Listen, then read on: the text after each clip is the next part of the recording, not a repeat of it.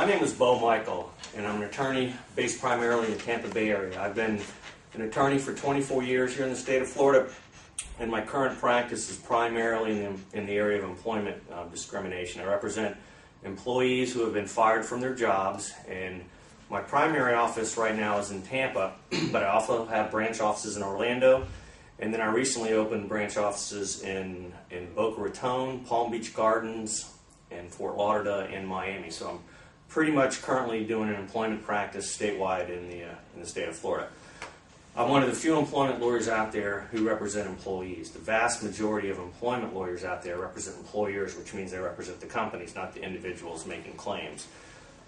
Primarily what I look for in these cases is someone who's been the victim of either age, race, or sex discrimination, or someone who's been the victim of workers' comp retaliation, which basically means they got fired because they had a workers' comp claim, or those who have filed an FMLA claim, which means the Family Medical Leave Act, or someone who's complained of an illegal business practice, which is like a whistleblower case, or someone who has a contract. So the basic list is race, sex, age, FMLA, workers' comp, and then I have the contracts and the whistleblower. So what I do is I get someone on the phone initially, I talk to them about their case. If it looks like there's something that's there, then I bring them to the office and meet with them for a consultation, and then they decide at that time whether or not they want to hire me.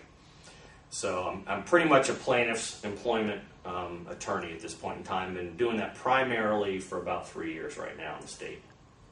Okay, I just wanted to ask you some questions about the industry. What kind of industries have you seen get the greatest layoffs currently? There's been several industries that have been targeted for layoffs.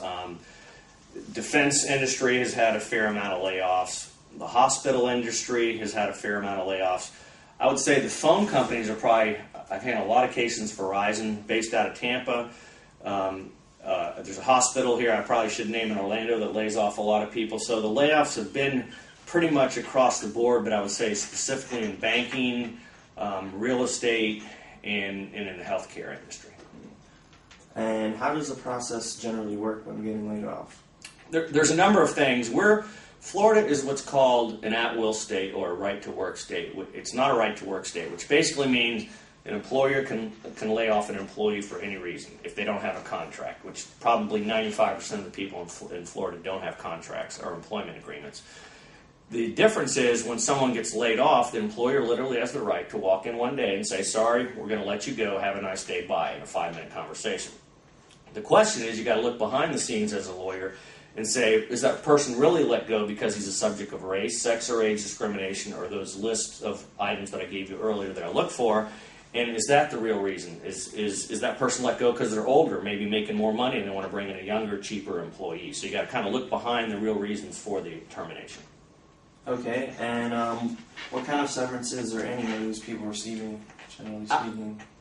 I would say in Florida that probably the percentage of time that someone's offered a severance package is around 10%. The vast majority of the time they say, have a nice day, you're fired, see you later. If they offer a severance, there's somewhat of a rule of thumb in the employment world that for every year you've been at that company, you get 2 weeks of severance. But that's not a legal rule, and they legally don't have to offer any severance. But sometimes they do, and it's usually either a week or 2 weeks, or I would say probably typically 2 months is about the max that I've seen, although I represented a high-level rental car executive earlier this year and got him $1 million severance, but that's about what he was making a year, so they in a nutshell, gave him a year's severance.